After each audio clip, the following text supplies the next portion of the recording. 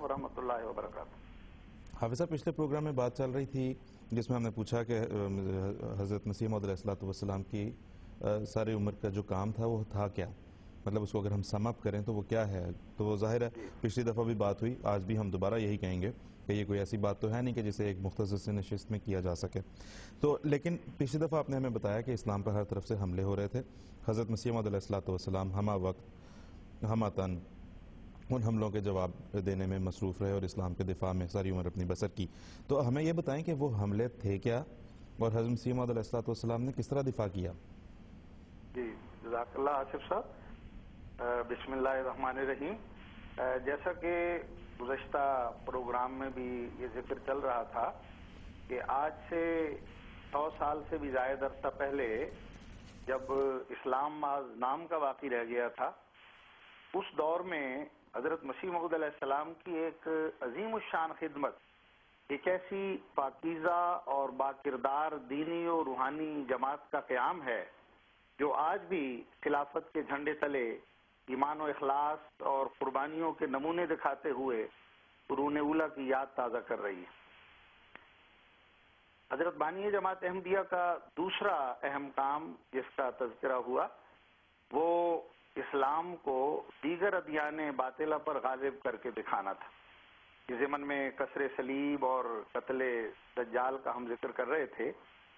دراصل ہمارے آقا و مولا حضرت محمد مصطفیٰ صلی اللہ علیہ وسلم نے دجال کے فتنہ عظیمہ سے بچنے کے لیے سورہ کہف کی پہلی اور آخری 10 آیات پڑھنے کی ہدایت فرما کر یہ توجہ دلا دی تھی کہ اس سے مراد عیسائیت کا مذہبی فتنہ اور دجل ہے جس کا سورہ کہف میں ذکر ہے، اور سورہ مریم کی آیت 91 میں مزید اس مضمون کو کھول دیا کہ تکاد السماوات یتفطرن منہ، کہ وہ فتنہ دجل دراصل ایک انسان کے بیٹے کو خدا اور اس کا بیٹا قرار دینا ہے، جس کا توڑ حضرت مرزا صاحب نے دلائل سے کیا تھا، اور قرآنی فیصلے کے مطابق لِیَہْلِکَ مَنْ هَلَكَ عَنْ بَیِّنَةٍ وَیَحْیَىٰ مَنْ حَیَّ عَنْ بَیِّنَةٍ، کہ زندہ وہی ہے جو دلیل کے ساتھ زندہ ہے اور مر گیا وہ جو دلیل سے مر گیا۔ تو 19ویں صدی کے آخر میں وہ حملے جن کے بارے میں آپ نے پوچھا اسلام پر جو ہو رہے تھے، ہندوستان میں انگریزی حکومت نے اپنی سلطنت کے استحکام کے لیے عیسائیت کو پھیلانا ضروری سمجھا تھا اور سرکاری خرچ پر گرجے تعمیر کیے، مضبوط تبلیغی مشن قائم کیے،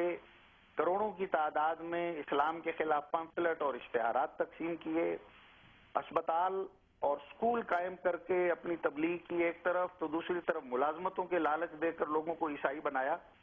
اور ہندوستان کی آبادی میں اس زمانے میں جو اضافہ ہو رہا تھا اس کی رفتار سے کہیں بڑھ کر عیسائیت ہندوستان میں ترقی کرنے لگی، اور عیسائیوں کی تعداد جو 1851 میں 1 لاکھ بھی نہیں تھی، 1888 میں 10 لاکھ سے تجاوز کر گئی، اور ہندوستان میں ربنا المسیح کی آواز گونجنے لگی۔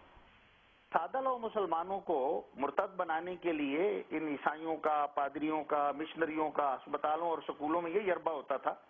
کہ خداوند یسوع مسیح زندہ آسمان پر موجود ہیں جیسا کہ تمہارا عقیدہ ہے، اور وہ دنیا میں نجات کے لیے جلالی شان کے ساتھ ظاہر ہوں گے جیسا کہ مسلمانوں تو مانتے ہو، اور تمام نبی بشمول حضرت محمد مصطفیٰ خاتم الانبیاء صلی اللہ علیہ وسلم وفات پا گئے ہیں اور زیر زمین دفن ہیں، اور یہ بھی تمہارا عقیدہ ہے۔ حضرت بانی جماعت احمدیہ نے اس وقت اس دور میں عیسائیوں کے خدا حضرت عیسیٰ علیہ السلام کی طبی موت کا حربہ ہاتھ میں لیا اور یہ اعلان فرمایا کہ عیسائیوں کے مذہب کا یہی ایک ستون ہے، اسے پاش پاش کر دو، پھر دیکھو کہ عیسائیت کہاں ہے، اور مسلمانوں سے فرمایا کہ خدا را عیسیٰ کو مرنے دو کہ اس میں اسلام کی زندگی، اور پھر اس نسخے پر جب آپ نے عمل کیا تو پھر واقعی ایسا ہوا۔ میں یہاں بطور نمونہ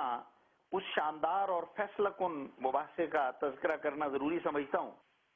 جو مئی 1893 میں امرتسر میں عیسائیوں اور مسلمانوں کے درمیان ہوا، اور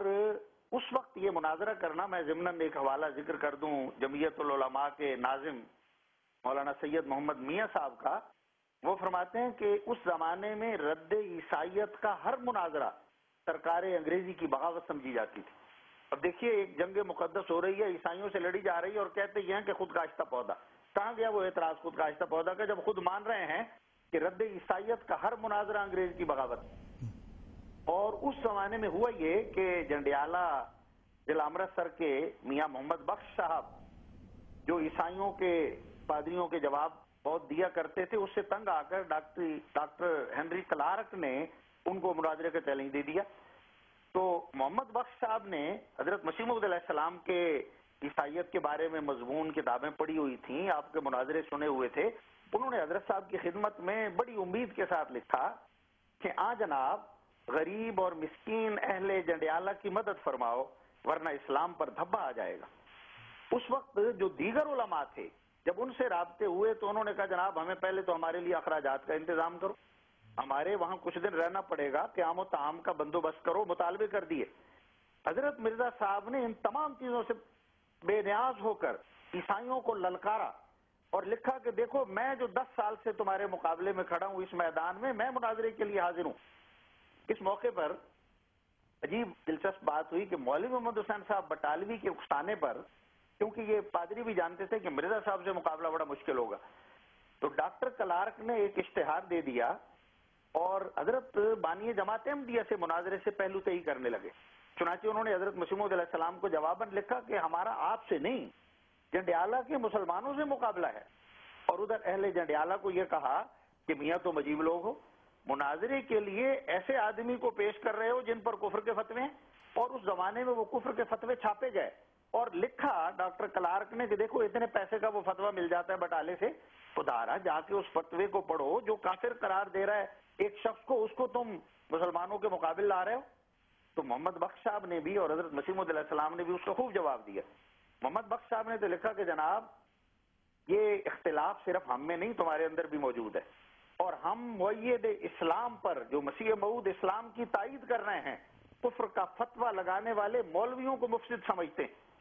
اور مسیح موعود علیہ السلام نے بھی لکھا کہ دیکھو تمہارے اندر پروٹیسٹنٹ موجود ہیں،